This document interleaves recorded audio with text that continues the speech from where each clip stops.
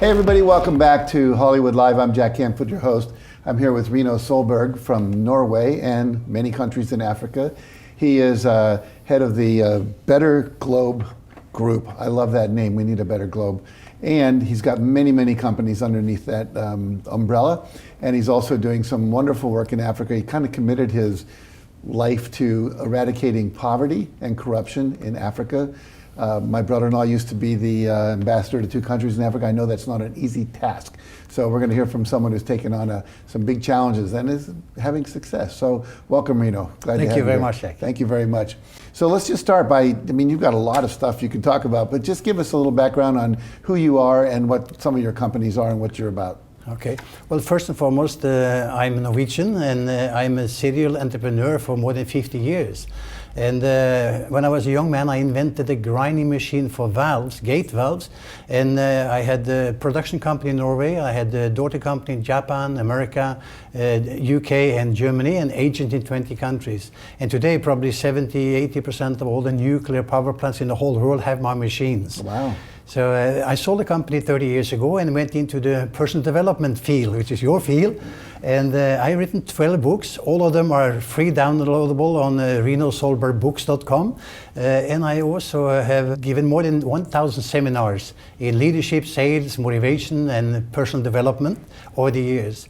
I've been a total quality management consultant and trained more than 150 companies in Norway and in Africa to be certified to the ISO 9000 standard, for get quality standards. And I started Child Africa together with my wife, Julie, in 1991. And we have today 3 schools in Africa. We have also helped more than 10,000 children there. And in 2004, I decided I wanted to do something else. So I started the Better Globe Group with the Better Globe Forestry in 2004. And that has changed my life. And that has a vision to eradicate poverty and corruption in Africa. And a mission by social entrepreneurship, plant as many trees as there are human beings on this planet. Wow. And thereby finance the sustainable implementation of the vision. What was that moment when you decided to move into eradicating poverty and eradicating corruption? What was the defining event or moment or thought that led you into that work? Well, it was actually when I was 60 years old in 2004. Mm-hmm. I sat down, I had at the time 40 years of experience from businesses. I felt I knew everything, and I wanted to do something else. And just to do more businesses for the rest of our lives. We anticipate being 100 years old, so I'm an optimist. So I said, what should I do the next 40 years of my life? Should I just do business for money's sakes and at the best become the richest guy in the graveyard? I didn't think that was something to look forward to. So I said to my wife, let's take on the biggest goal I can think of. Let's eradicate poverty and corruption in Africa. And we started then doing these things by finding the way to do it. And I got inspired by running Child Africa since 1991. We saw the poor people, the little we did, and helped them a lot. That really inspired me. So I said, that's what we're going to do. We're going to eradicate poverty and corruption in Africa. However, I know for sure that nobody can ever eradicate totally corruption in Africa. I mean, you haven't done it in America even. Right. So that is obvious. But we have the key. After 14 years, we have the key to do it. And when we do it one family at a time and keep it up for 50 to 100 years, the face of Africa would change. That is my opinion. And obviously I also know that there is no way that you can eradicate poverty by handouts or charity. It must be done by business principles. And that means by social entrepreneurship, where everybody involved make money. Even the one who is financing the whole thing and the one who's getting it, they all make money and get sustainable. That's why I started the Better Globe Group in 2004. Now, I know you have a number of companies, and you have some new ones coming online or recently developed. Tell us a little about that. Well, 14 years ago, we started, like I said, Better Globe Forestry. And today we have planted 2 million trees in the pilot project. And 10 years from now, I'm aiming at planting 1 million trees each day. Wow. In order to reach our goal of 9 billion trees, as many trees as there are people on the planet, by 2044. My 100th birthday, by the way. So I'm hoping to do that. So this is what we have started to do, and this is what we're going to continue to do.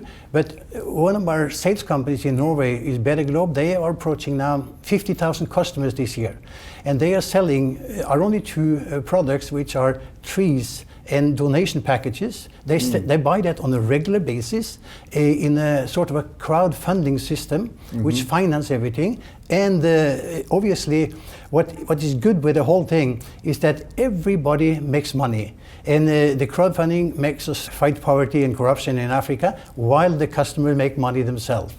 And the company is debt-free. We have no outside investors. It's self-financed. And in fact, this year, for the third year in a row, we were awarded the Norwegian Gazelle Award for excellent financial growth and result. Financial Times awarded us the 264 out of the 1,000 fastest growing companies in Europe. Oh, congratulations. So thank you. That is good. You've been phenomenally successful. Obviously, all these things you're doing are pretty impressive. What do you attribute your phenomenal success to?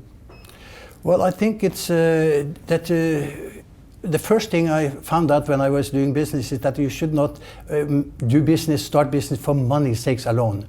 When you really have something that you're passionate about and that you can't live without doing, and like I said, my wife and me, whatever, even if we didn't get any money at all, just barely surviving, we will still do it until our dying day. So if you have passion for something and you really like it, that's when you are successful. And that's what I think we are successful. We have no end, it's going on. I'll never ever finish more than the foundation of my work. I'll never see the reap of the harvest, but that other people will do in years to come. Similar question, here you are, looking back to the guy who just started out, what advice would you give your younger you if you had a couple pieces of advice to give him? Well, I think that first and foremost, you must run your own life and learn the lesson on what to do. And like I just said also, I think the most important is that you want to do it for a cause.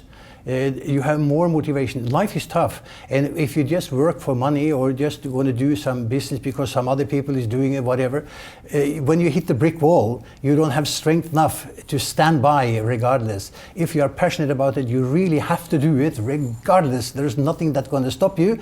Then you really are motivated. And I think that that's what I didn't know to start with. Sure. I was trying all kind of products. I had been into so many different kind of businesses, but there's always another one that looks better and you are motivated to go towards that one, but don't. Stick to something that you love to do, that you're good at, or you're passionate about. Then your success is granted.